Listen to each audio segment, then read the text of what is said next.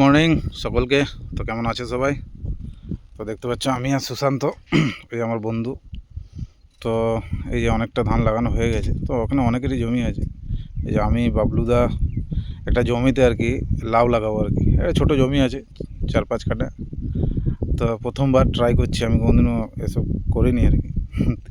তো এই বাপিয়াগু আছে, সুশান্ত আছে, বাবলুদা আছে, তো তারাই বললো নিজের জমির জিনিস।